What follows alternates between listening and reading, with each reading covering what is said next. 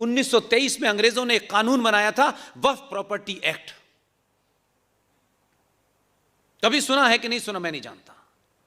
वक्फ एक शब्द है अरबी का, जिसका मतलब होता है कि मैं अपनी प्रॉपर्टी अल्लाह को दे देता हूं, यानी उनके नाम कर देता हूं, उनकी वसीयत कर देता हूं, उसे वक्फ कहते हैं।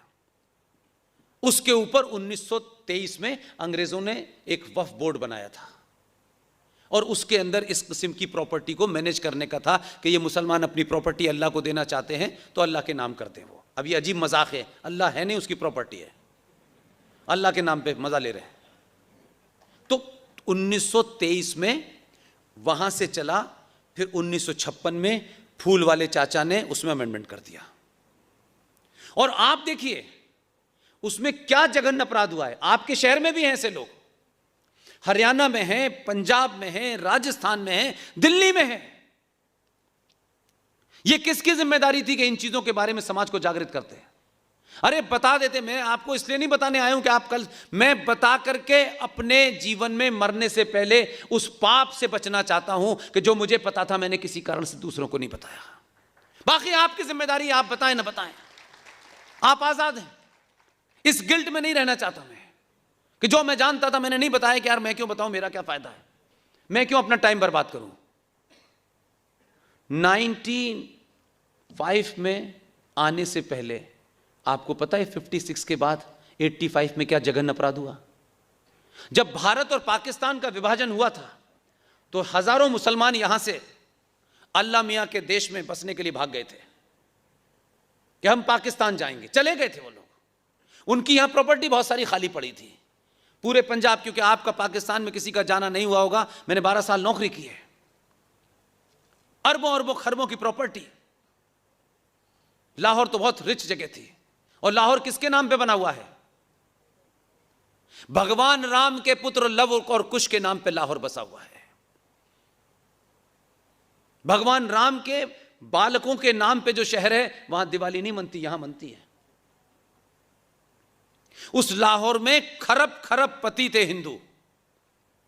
पंजाब की एक मंत्री थी इस सरकार में, मोदी सरकार में, उनके एक ओएसडी हमारे दोस्त हैं, वो जाना चाहते थे, मैंने वीजा दिलवाया, मैंने कहा आ जाइए। वो गए, झंग नाम की एक जगह है पंजाब में, उन्होंने अपना घर पहचान लिया। मैंने कहा रोना धोना कम करना यहां। वो चले गए, घर पे आंसू निकलने लगे उनके।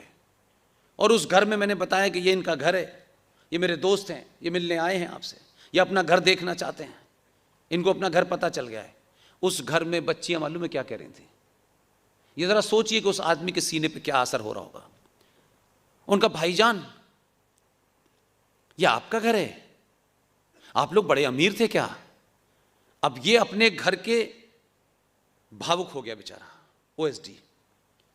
उसने कहा कि यहां तो हम जब भी कोई दीवार में कुछ भी कील ठोंकते हैं, दीवार टूट जाती है, उसमें से हमें चांदी की अशर्फियां मिलती हैं। कहीं हम यहां गड्ढा खोदते हैं, हमें यहां सोना मिलता। उस बच्ची के लिए एक एक एक एक एक, एक अजीब सा सरप्राइज था ये कहना। लेकिन उससे पूछो, उसको सब पता है। ऐसे रिच मकानों को जो यहां से मुसलमान गए थे उनको लाहौर में जगह दे दी। आपके यहां इंदिरा गांधी ने ये मर्दानगी का काम किया था। उसने कहा कि दिल्ली पंजाब में जहां जहां से मुसलमान गए हैं, ये हिंदू जो यहां से आए हैं, इनको इनकी प्रॉपर्टी दे दो, इसमें बसा दो। ठीक है, फेयर इनफ। 84 में उनकी हत्या हो गई। मुसलमानों ने राजीव गांधी से एक ही डिमांड रखी, और मैंने कहा कि उस दौर में तो हम भावुकता में ऊपर उठे हुए थे ना। बीजेपी की स्थिति पार्लियामेंट में एक फूल दो माली वाली थी। राजीव गांधी ने उसी दबाव में जो सारी प्रॉपर्टी थी, मुसलमानों ने कहा ये प्रॉपर्टी मुसलमान भाइयों की है जो यहां से भाग के गए थे, इसमें यहां हिंदुओं को बसा दिया था, अब इतने दिन हो गए, ये प्रॉपर्टी आप वक्फ को दे दीजिए, हम चलाएंगे।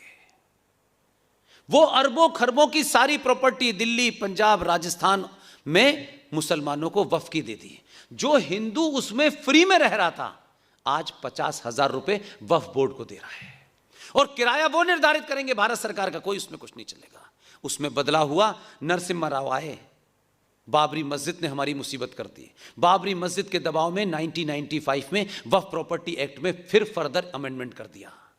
इसलिए वो मुसलमान जिनको आप कहते हैं ये पंचर जोड़ने वाला है, ये फलाना है, अपने 1000 साल के एजेंडे को लेके चलता है। उसको मालूम है कि पंचर की दुकान राष्ट्रीय राजमार्ग में खोलने में फायदा है, मल्टीपर्पज से काम आएगी। उसका एजेंडा समझिए।